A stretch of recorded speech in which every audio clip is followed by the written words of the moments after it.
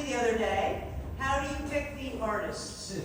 And are they all people you know? And it's like, some of them are people that I already knew, but some of them are just people who are put in my path. Like, hello, Heather, notice this person. This is a person who should be part of this. And so I pay attention to that. Like, who are the people who need to be here? Whose story needs to be lifted up? How can we all grow by hearing their story? So I'm going to call Josh up in a minute, but I want to tell you briefly how I first met him. It was a screening at Beyond Baroque of the film, his documentary, award-winning documentary. We're going to see many clips of tonight. He's going to talk about that process. And it was over at Beyond Baroque. And I have kind of a bad habit of leaving the house too quickly, and I suddenly get out, and I'm like, oh my gosh, I forgot to eat. I didn't eat enough. I'm going to get there and get crabby, and blah, blah, blah. And so I got in the space, and I'm like, oh no, I'm going to get hungry. I can tell it's not going to be good. And I went to the door, and I was like, I think I need to go. It was like before it started. And I was meeting him for the very first time, and Lon was standing there and introducing us, and he's like, I've got you.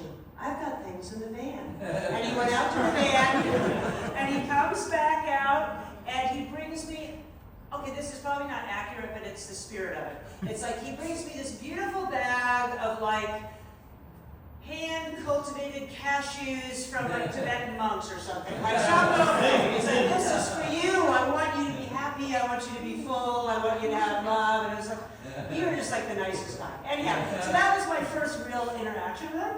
And then he was featured in our pop-up show. Lon and I, my husband, we do a pop-up art gallery in our home at Christmas time. And he had still shots from the film you're going to see tonight. And we started talking again. And you suddenly just know the quality of a person, the quality of their spirit, the quality of what they bring to the community they're in. And I asked him back in December, what do you do? He's like, yeah, sure. And one thing I've learned is, sometimes that means something to someone, and sometimes that doesn't mean anything to somebody. So every time I'd be down at the pier, and I'd be like, so, you're going to do Chandelier? Yeah. I said, and next month? And he goes, no, I'm traveling the world. No, I'm going to, somewhere, Sri Lanka. No, I'm going here, I'm going there. And I was like, but where are you going to be in May, Josh? He goes, I'm going to be at Chandelier. And there it is. I was down in the tower. I was like, thank you. So in that spirit of joy, may I please introduce to you Joshua Enoch Williams.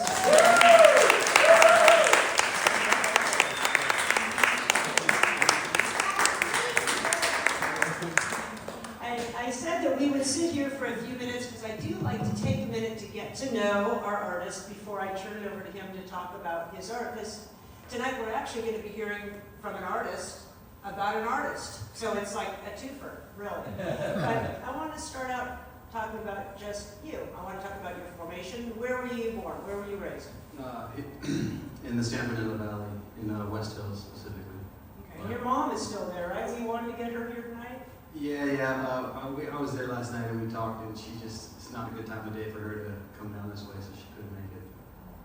But she showed up to all the 7 different film festivals in the past year. She showed up to all those. Whoa. Moms are the best. We'll have this film for her, so she'll be able to see the whole thing. Yeah, thanks a lot. As I was preparing for this, I'm always really interested about like when an artist knows they're an artist, and when that becomes clear that there's something in them that's different, or they're looking at the world differently. And I always think for writers at least, I don't know if it's true for visual artists, it's 8. It's 3rd grade, it's 8. That's when they know. I don't know if that's true, but you can ask me. But I started thinking about you in terms of what I'm going to call your bivocation. One being as a lifeguard, and your other being as a photographer and a documentarian. And both of those are people who can watch and people who can wait. And I want to know, when did you realize, was it as a child that you learned that you could watch and wait? Before, I just want to say thank you all for showing up. This is wonderful, thank you. And please, you have phones, take pictures, some videos, and share it with me later, because that all adds to my process in the future. When I figured it out, I don't think the creative, artistic side of me really popped until when I was in high school. My photo teacher kind of just shed some light on my abilities in a way that realized like, oh, I'm just going to take pictures. This is what I want to do. That's all I want to do. You know, anything else was just kind of irrelevant to me. I was just like, ever since that moment, it was just, it took off from there. But before that, it wasn't. I was just frolicking, just with no focus at all, really. If I suddenly put you in this room and it was filled with 8-year-olds, which kid would you be? Would you be the ringleader? Would you be the one in the corner? It's funny we're in church because when I was hanging out with 8-year-olds, when I was going to church back in the day, they could never find me because I was in it was a 2-story church in the valley, the Presbyterian church that had an elevator. I was on top of the elevator shaft. So people would get in and they would hit the button and I'm up top looking down at them. So that's the 8-year-old. Kind of like the Lifeguard tower. You always just want to be a little higher up. Okay. Totally. So where did that come in, the lifeguard thing? I'm shifting off art. How did that come about? Were you an ocean guy? Was it just a fitness? And how did that come?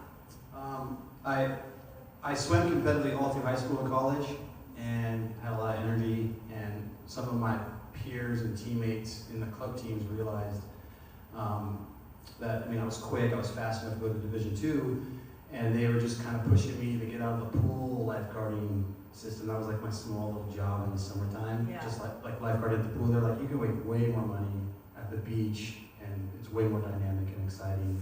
And they just told me some stories that stuck with me and really were pretty impactful to hear, even as a teenager and not really mature whatsoever. Their stories just kind of resonated with me somehow. I'm like, oh, I want to mimic, I want to be able to tell a story like that. So I better become a lifeguard. Yeah. I love that. I love how people end up where they are, and I love what it leads you to. Because even though it sounds like you weren't really clear where this was all going, which most of us aren't, you end up in this position and you're part of this very dynamic community where we are right now in Venice Beach. And you are watching people and being ready, you're observing, being ready to do something in the same way that you do with documentaries and the piece you're doing now. Is there anything you want to say about that before I just take my stool and go? Yeah, we talked about it briefly before everyone showed up, but what's great about this film, and I didn't realize it at the time, or that I was doing it at the time, was like observing and watching people as a lifeguard. We're reading body language, shades of skin, hair, clothing, people move, I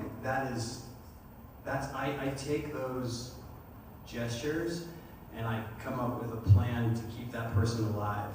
Even if it's really brief, but when you do it long enough, you can, like Elizabeth in the back there, she's a lifeguard with me, and we are analyzing people top to bottom constantly to figure out if we need to worry about their life or not. And they're not even in the water yet, and we're like, oh, So this kind of practice translated to this documentary because like I said, I didn't know I was doing it at the time, but when I came across my friend Vinny, who's in the film here, I was just analyzing him. He's living on the streets. All his friends are living on the streets. So I'm like, wait, where am I safe? But I also want to create and capture and be creative with this individual. So yeah, the translation of body language it came really easy to me with him because I get myself into some kind of hairy situations, but I'm able to deflect the unsafe part of it, so to speak, because I see it coming. Yeah. Does that make sense? No, it totally makes sense. Yeah, I love that. Yeah. Well, I'm going to turn it over. I want to just say one thing to you who are gathered here. As I was preparing this content, and Josh and I were speaking, and I've seen the film and clips and stuff for multiple times, and it's challenging material, some of it. And the reason why I wanted to say to you is, there's a person who's very important to my life. She's been dead for 500 years. Teresa of Avila was a mystic in the 1500s, and she was a kind of a companion and a mentor to another mystic, St. John of the Cross, and they really brought the contemplative tradition to the Christian faith. And as I was thinking about the work that Josh does, he is contemplating a person's life. And he is looking and watching in that way. And how she described the act of contemplation, and it's what I'm going to invite all of you to do as we watch tonight, is contemplation is to take a long, loving look at the real. At the real, right here in Venice. And so with that, I give you Josh Enoch Williams. Thank you, Thank you. Just to briefly kind of set this up, we're going to be watching, I think, 9 different clips. And the discussion part is crucial for me, and it's very selfish. I want to hear your feedback. I'll try to brief you before each clip, more or less, but afterwards we can have a discussion about what you went through in that clip. I tried to get a spectrum of Vinny, my friend, kind of all the different components of the film that I think were emotional for me, but I also noticed that the audience over the years were emotional about them too. And I just want to also say, I grew up in the church, and I was a wreck, like just all over the place, as you know, with the elevator and stuff. and I remember my mom was so awesome. She never really pushed the faith on me. She was just like, let's just show up and see how it goes. And I think it's appropriate because this content, like Heather was saying, is heavy. It's not. There's a charm to it, but there's also there's some grit, and you're going to see it. And I'm saying that because I remember going to the church, and I was never really judged. Like, no one judged me when I was there. I felt safe. And I think that's what this space is offering right now for all of us. With that said, yeah, here we go with the first clip. I shadowed Vinny for 15 years on the streets of Venice. I get off of work lifeguarding, and I would go find him and try to capture his story. And I also, there's not a lot of narrative. I'm not talking in the film really at all. I wanted the streets to kind of tell this story. So I had interviews with his friends and local street dwellers or Desians, however you want to describe them. So yeah, here we go.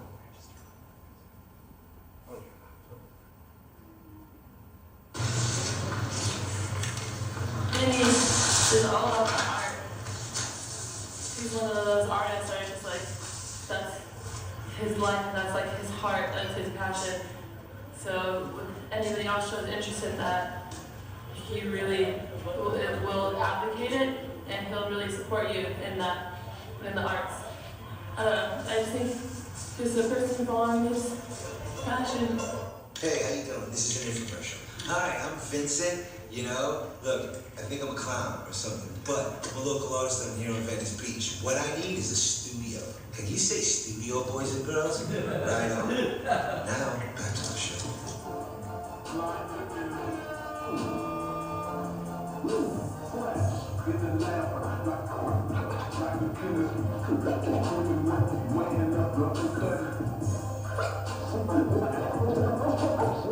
His name's Enzo, the painter. He doesn't go by Vinny when he's painting. He'll yell at you. He does tattoos for certain buddies that pay him. He paints for people and they buy his paintings. He's a big part of Venice. Everybody knows him. I've been out here 5.5 years with Vinny every day. Only person I come to see. He's kind of like a second brother to me. I never had any older role models that like told me to chill out, slow down, keep me positive. Without him, second father figure I wouldn't be able to do it. He's 42, I'm 32. So he's like a second brother in a way. That's about it. I don't do interviews, they freak me out. Ask him.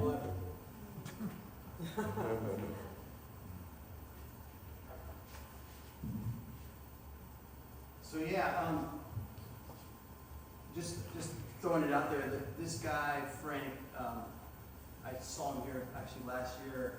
I didn't think he survived over the years, but I saw him on the streets. It was had a pretty rough go.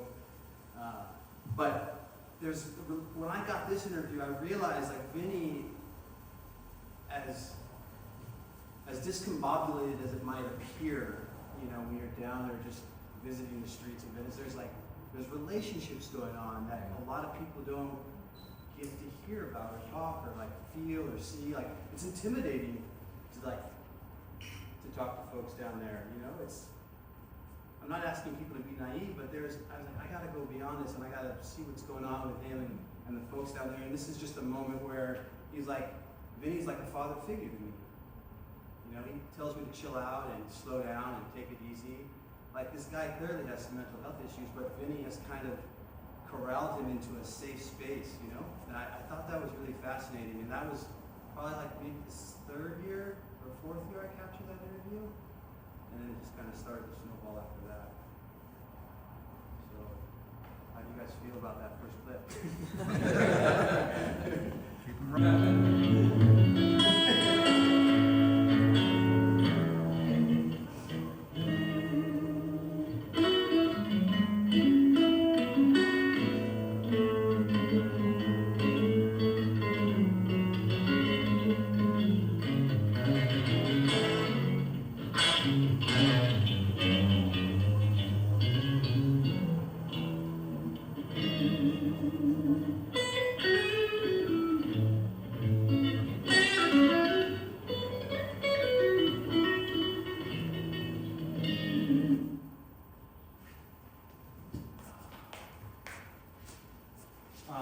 If you haven't already noticed, I wanted the streets to narrate the film, but I also wanted the music of the boardwalk to be the soundtrack.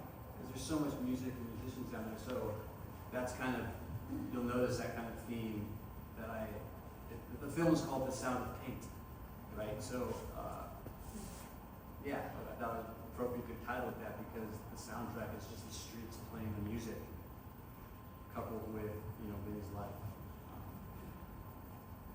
So, yeah. I like the way you said street resident. I'm glad you picked up on that. Beautiful. Yeah, no, it's interesting. Like when you talk to Vinny, people reference him in the homeless title category. Oh, sorry. The homeless category. He doesn't like that. He's just like, I'm residentially challenged. That's what he likes to be described as, right? And so I kind of found a version of myself and just said street resident, right? Because for me, these are my neighbors. I live right here in North Venice in the boardwalk, and they're my neighbors.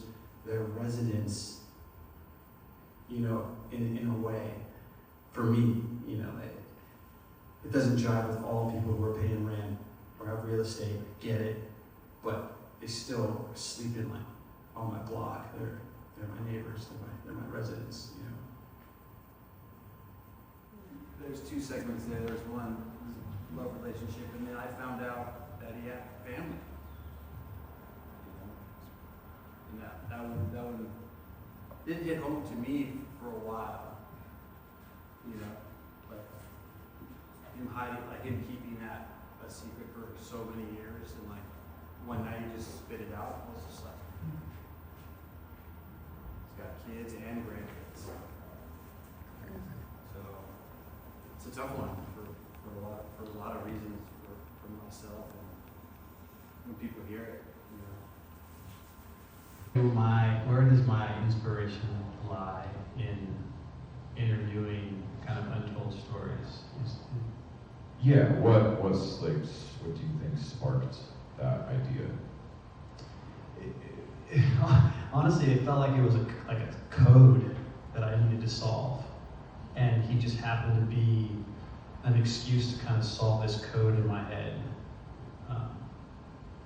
Like it was this, like, how am I going to figure out a sequence of things to get inside this person, like his mind and the way he thinks? Initially, it was just photography. I just photographed him, and then he started to kind of come around a little bit, and the inspiration kind of started basically with him opening up to me, and I'm like, oh wow, okay, there's something more here. I didn't know what it was, but it started to build.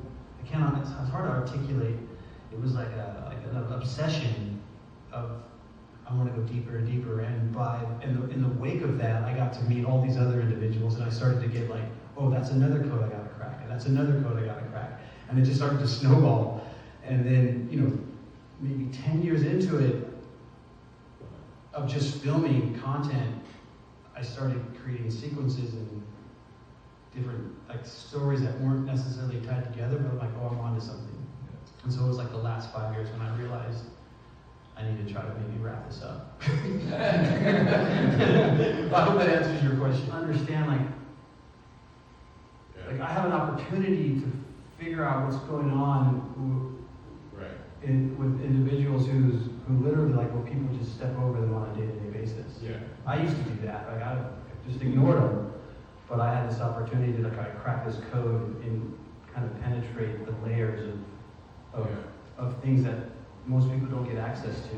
Yeah. So yeah, I guess that's maybe it's not the most poetic way to say it, but I thought it was a code. The uninspired people that seem to be everywhere for him, and this perception that kind of keeps him here, it kind of drives it fuels his artwork, and also that there's plenty of customers, right? Customers and uninspiring people. I'm speaking for him. I actually went looking for him tonight to see if he can come here, but I couldn't find him. It's hard to really describe exactly his rationale for staying here so intimately, but I think it just comes down to maybe just customers, foot traffic, and his motive, people, the community inspires him to kind of do what he does. It gives him an excuse to express himself, because it's so gritty and grungy and maybe uncomfortable. Yeah. I think there's got to be something to that, because there's lots of potential places where there's foot traffic, and there's lots of potential places. But you know what I mean? But I think he mentioned it, suicidal tendencies, Dogtown Z-Boys, The Doors, music artists, kind of like the Misfits, all kind of reside here historically. And so I think back in the day when in New York, they're like, dude, you should go to Venice. You kind of maybe fit the description. Yeah. He's like, what? Oh, and then he shows up. He's like, oh, these are my people. Right. But they also kind of disgust me. Right. And I'm gonna make some artwork about them.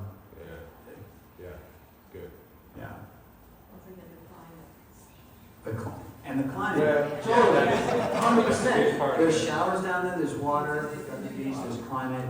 Yeah. You can't beat That's a this big one. practical part of it. 100%. Yeah. Totally. Say, because Oh, yeah, we We pushed the envelope, didn't we? no, we did perfect. I think people could sit here and talk with you forever, and I just want to be mindful of the hour and of other people. And so I want to say thank you for coming. And we always there's all kinds of good sweets there. There's charcuterie, and I want everyone to please just come and have a little nibble and a drink and introduce yourself to someone you don't know. And Josh is going to be here to go deep on other questions. So thank you so much for being here, and we'll see you in July.